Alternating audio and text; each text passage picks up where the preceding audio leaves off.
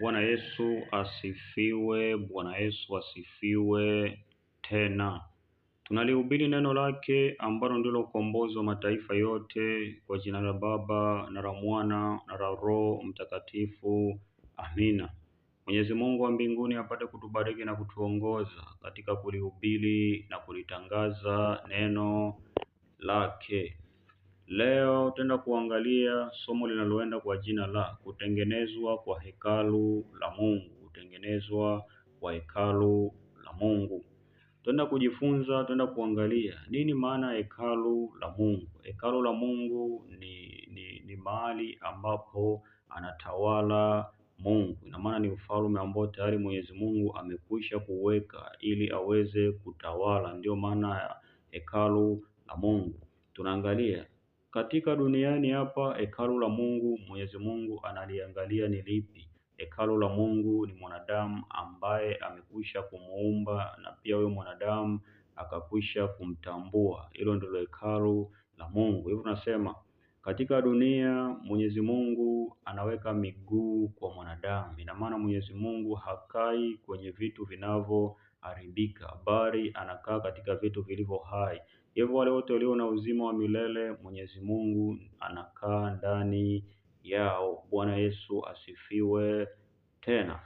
Tutaongozwa na kitabu cha Wakorintho wa kwanza sura ya 6 mstari wa 19. Kinasema kwamba au hamjui ya kuwa mwili wenu ni hekalu la Roho Mtakatifu aliye ndani yenu, mliyepewa na Mungu, wala ninyi si mali yenu wenyewe. Bwana Yesu asifiwe tena. Hapa tumekwisha kuangalia hekalu ni mahali ambapo anakaa Mungu. Ina maana hekalu la Mungu ni takatifu, ambalo halihitaji dhambi kama matukano, kama uzinzi na mambo mengine. Ina maana pale ambapo Mwenyezi Mungu amepachagua ni patakatifu.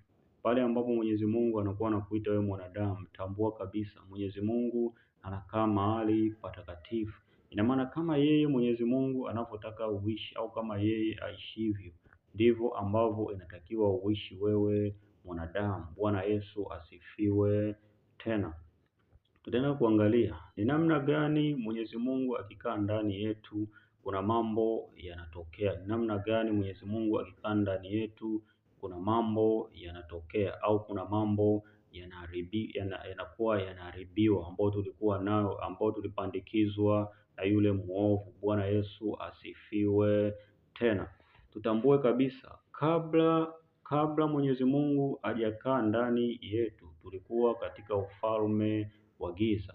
Ina maana katika ufalme wa giza kuna mapando ambayo adui aliyapanda, kwa sababu kipindi hicho adui ndio alikuwa anatuongoza katika maovu mbalimbali. Ina maana ndio alikuwa mfalme wetu kipindi hicho, kabla hatujamjua Yesu Kristo. Ina maana tulikuwa tunaongozwa na nguvu za giza.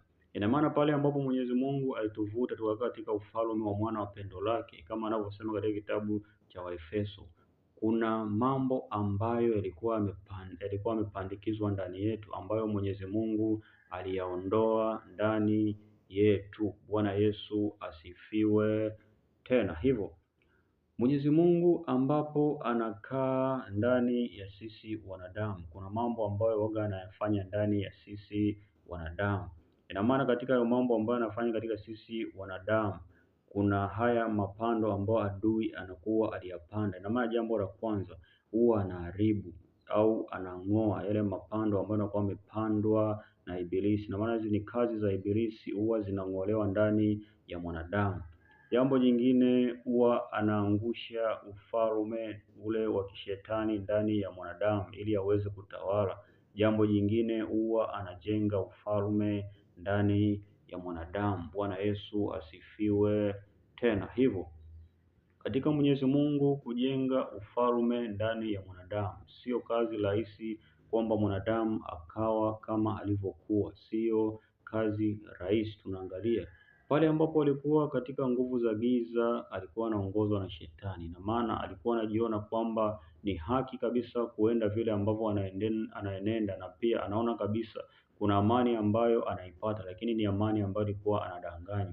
Pale ambapo anavutwa katika ufalme wa Mungu. Pale ambapo anavutwa katika ufalme wa Mungu, kuna mambo ambayo huwa yanatokea. Ina maana pale ambapo mwanadamu anafanywa kiumbe kipya, lazima kuna mambo tofauti ambayo yanatokea, ambao katika hayo mambo yatapelekea kuugua kwa mwanadamu. Mwili wa mwanadamu lazima uugue, kwa sababu kuna vitu ambavyo vinang'olewa ndani ya mwili wa mwanadamu, na ndio maana hapa ndipo pale ambapo mwanadamu anakuwa anapita mapito mbalimbali ndani ya mwili. Ni kwamba vitu vya giza vinang'olewa ndani ya mwanadamu, ili vile vitu ambavyo vinatakiwa kwa mwanadamu vikae.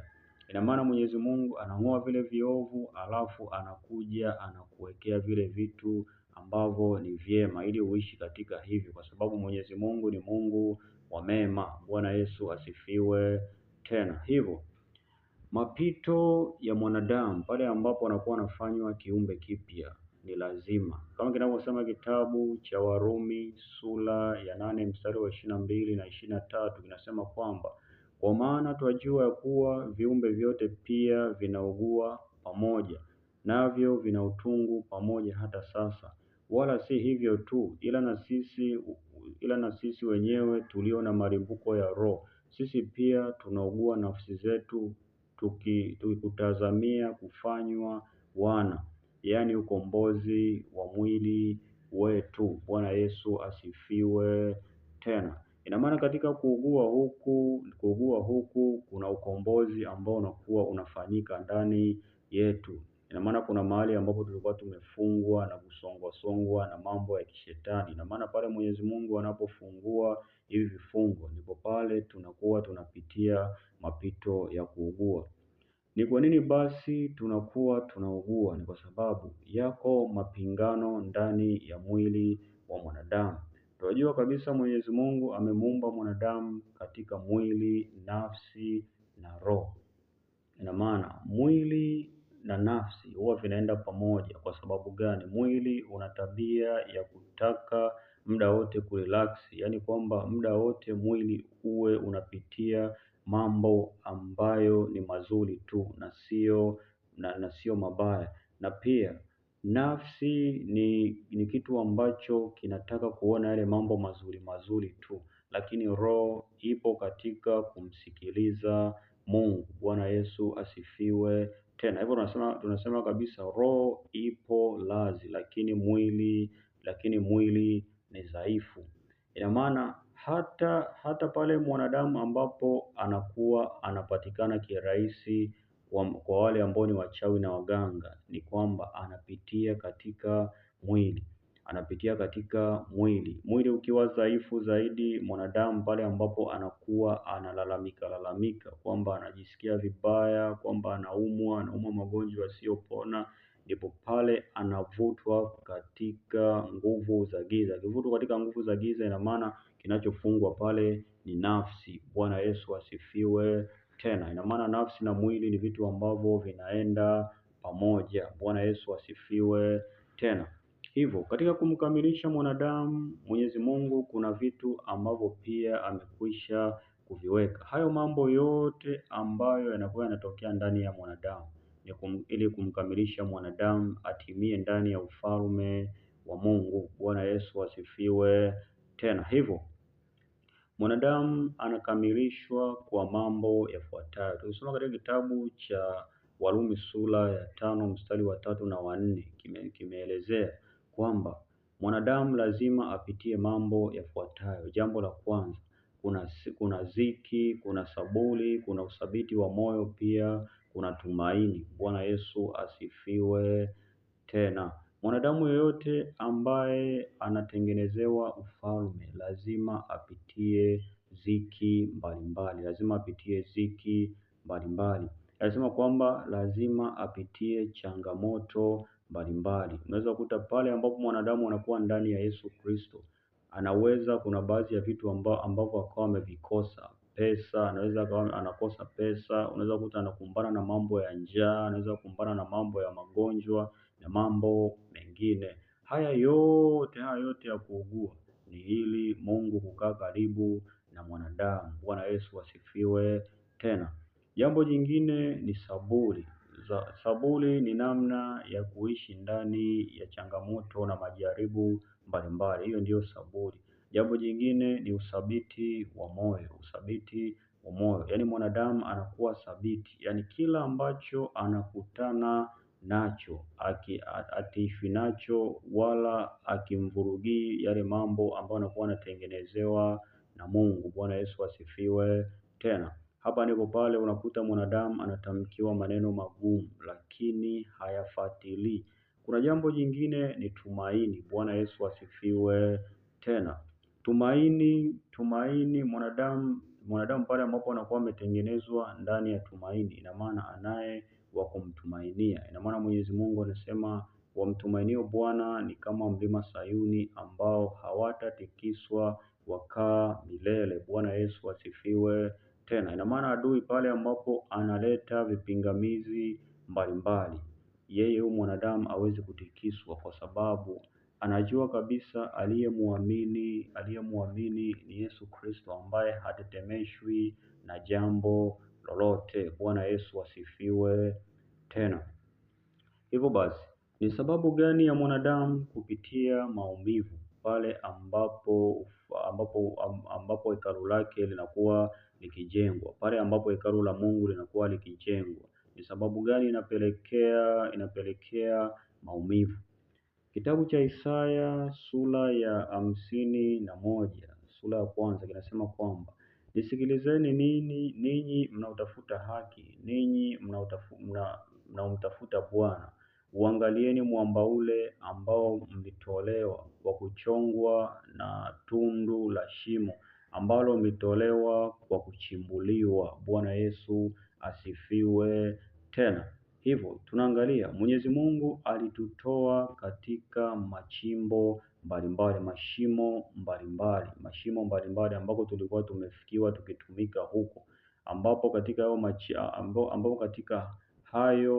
hayo mashimo tulikuwa tumechimbiwa magonjwa, tulikuwa tumechimbiwa umaskini, tulikuwa tumechimbiwa kudharaulika, kukataliwa na mambo mengine.